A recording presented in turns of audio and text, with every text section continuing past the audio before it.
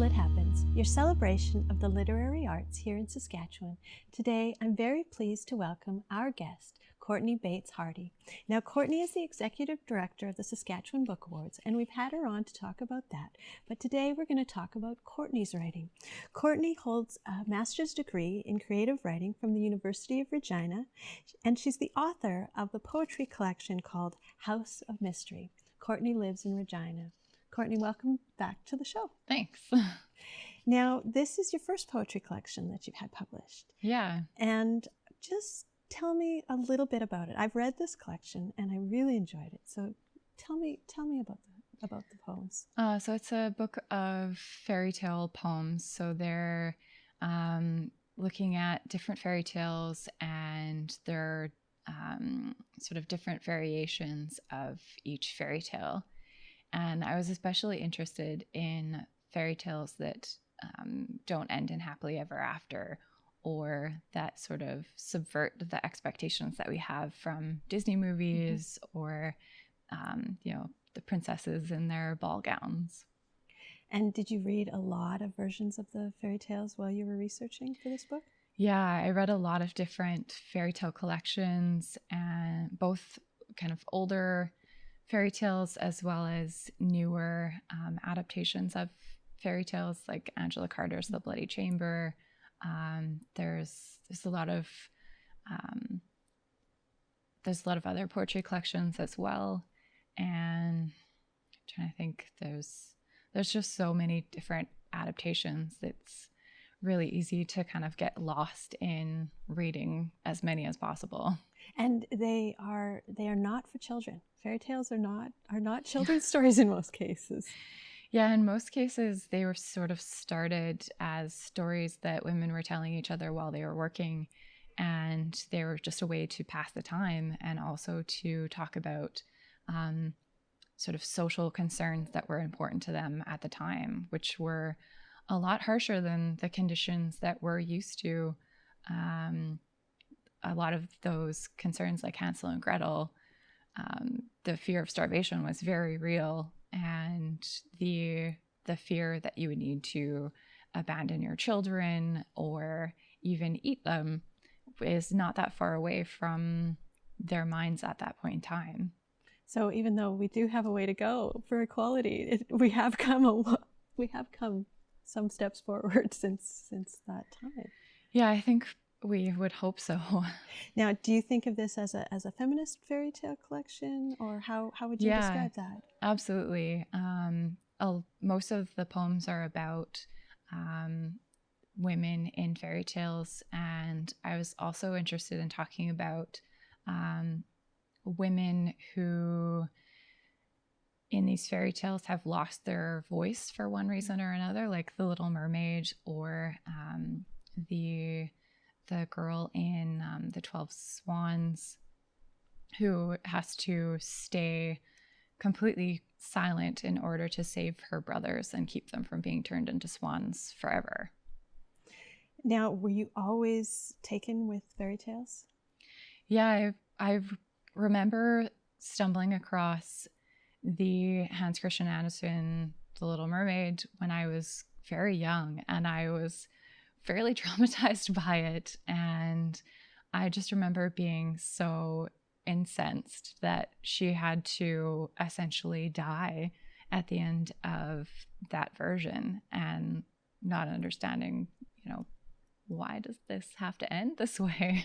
Well, I remember that animated feature that they'd play around the holidays every year that was the version where the foam washes up on the beach at the end. Mm-hmm. And that's my childhood memory of that story, is that cartoon, which was very watercolor and muted and sad, and much different than the Disney-fied version. Yeah. Now, what are you working on now? Are you working on another collection of poetry? Yeah, I'm working on another collection of poetry, and still sort of focused on women in history, but this time it's more about the history of anatomy. Mm-hmm. And I've been researching wax anatomical models and a woman who is known as the Lady Anatomist. And she essentially was dissecting hundreds and hundreds of bodies before a time when there were refrigerators, so you could kind of keep a cadaver around and study anatomy continually. So what she had to do was dissect these bodies and then remake them in wax.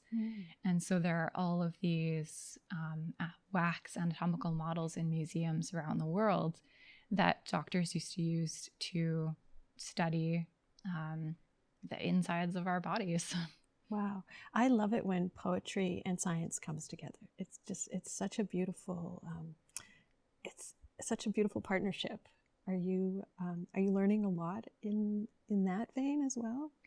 Yeah, more so about the history than the science of it. I'm more interested in the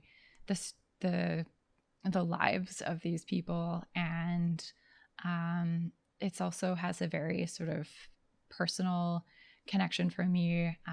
I've been in multiple car accidents, and so I've gone through a lot of physio and recovery related to that. So learning more about my own anatomy was a huge part of recovering from those. So the stories of resilience is something that comes out a lot in the poems. And so would you consider them to be narrative poems? Are they telling us stories as we go through the poems?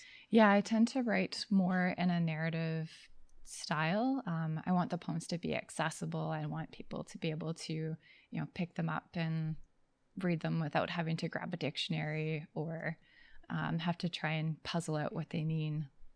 Would you like to read one of your poems for us today? Sure. This one is called Origin Story.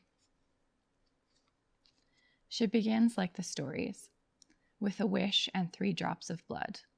The oldest girl, cursed before birth, with a hole in her heart. It beats half-time. Her mother doesn't know if she'll live, but names her anyway, for the court she comes from by the shining sea. Her mother stands at a window, framing her view of the farmland. She wills the land to shape her daughter from stubborn snow and wind. She'll stand on her own. She begins like the stories. There are 3 drops of blood on the ground. Thank you. I love fairy tales. I'm a storyteller as well, and I there's always something special with the idea of 3 that comes into play in story and in poetry as well. Mm-hmm. Yeah, there's always sort of 3 magical objects, or there's 3 parts to the story. 3 has a very special significance in fairy tales, especially. Now, where can people find a copy of your book? So they can order it from my publisher, Choosing Publications. I believe they can also find it at Chapters right now. McNally Robinson can usually order it in for you if you're looking for it there. And there's also Amazon as well. Very good. Thank you so much, Courtney. That's all the time we have for today. Thank you. I'm Danica Lorer, and this has been Lit Happens. You can find past episodes on YouTube. You can find me on Instagram or Facebook. And if you have an idea for a segment, please contact me at danicalorer@gmail.com. Thanks for watching.